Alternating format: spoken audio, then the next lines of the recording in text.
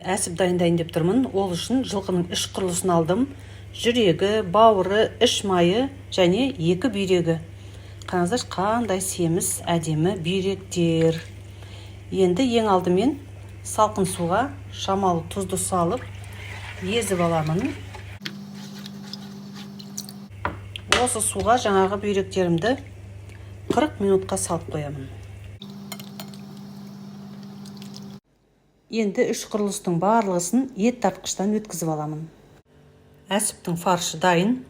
Дәмдеуіштерін қосамын. Қызыл бұрыш, қара бұрыш және кориандр.